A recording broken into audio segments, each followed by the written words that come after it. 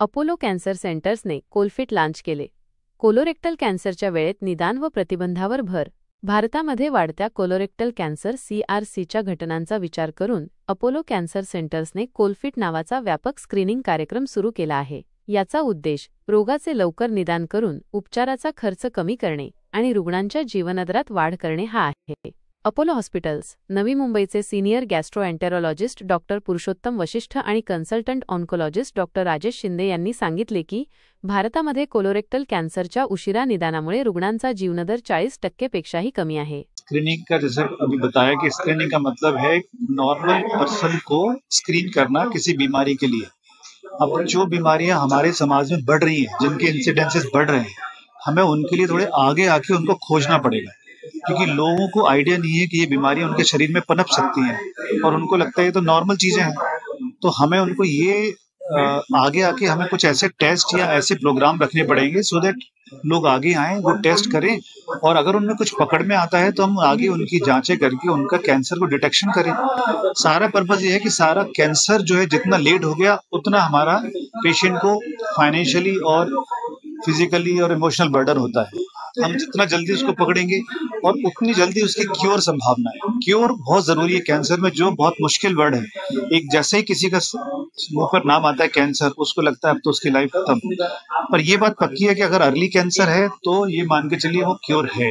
और early cancer के लिए हमें थोड़ा आगे जाके उन चीजों को खोजना पड़ेगा, लोगों को खोजना पड़ेगा जो लोग कैंसर लेके बैठे हैं और जिनको पता ही नहीं कैंसर लेके बैठे हैं, या कैंसर की पहले की जो लीजन्स होती है प्री कैंसरस लीजन, वो लेके बैठे. हमारा सारा पर्पज है प्री कैंसरस जो गांठें हैं कोलोन के अंदर. ज्यादातर कैंसर जो होता है वो प्री कैंसर स्टेज से कैंसर में डेवलप होता है, डायरेक्ट कैंसर कभी नहीं बनता है. तो ये सारा स्क्रीनिंग प्रोग्राम वो प्री कैंसरस लीजन को पकड़ने के लिए है और उनको पकड़ेंगे, उनको ठीक करेंगे और पेशेंट को आगे कैंसर होने की संभावना भी नहीं है. तो ये उसका फायदा है. जगभरात मार्च हा महिना कोलोरेक्टल कॅन्सर अवेअरनेस मंथ म्हणून आम्ही पाळला जातो किंवा मानला जातो. म्हणून या महिन्यात, मार्च महिन्यात आम्ही कोलोरेक्टल कॅन्सर अवेअरनेससाठी वेगवेगळे उपक्रम राबवतो. कोलोरेक्टल कॅन्सर म्हणजे मोठ्या आतड्याचा कॅन्सर हा आपल्या देशात आढळला जाणारा सगळ्यात कॉमन किंवा सगळ्यात महत्वाचा गॅस्ट्रोइंटेस्टायनल कॅन्सर आहे. आणि जर हा पहिल्या दुसऱ्या स्टेज मध्ये डिटेक्ट झाला, व्यवस्थित ट्रीटमेंट झाला तर पूर्णपणे बरा होऊ शकतो. म्हणून कोलोरेक्टल कॅन्सरला आधीच्या स्टेजमध्ये, अर्ली स्टेजमध्ये डिटेक्ट करणं फार जरुरी आहे. आणि अर्ली स्टेज डिटेक्ट करण्यासाठी आपल्याला काही हाय एंड टेस्ट किंवा जास्त खर्चिक उपक्रम करायची गरज नाही. जर कोणाला असं वाटत असेल की त्यांना काही लक्षणं आहेत, जसं वजन कमी होणं, संडासच्या रस्त्यातून रक्त जाणं, भूक न लागणं, तर अशा व्यक्तींना आम्ही बरोबर कन्सल्ट करतो, त्यांना लो रिस्क किंवा हाय रिस्क मध्ये क्लासिफाय करतो आणि मग डिपेंडिंग ऑन दॅट टेस्ट करतो. एक FIT, त्याला आम्ही म्हणतो फिकल इम्युनोकेमिस्ट्री टेस्ट.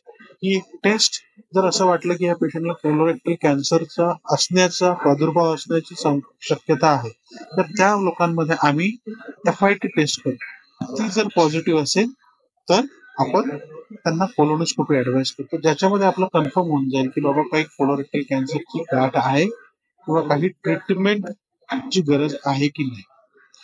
जर ते व्यक्ती हाय रिस्क असेल तर मग त्या लोकांना आम्ही सुरुवातीलाच कोलोनोस्कोपी करायला ऍडवाइस.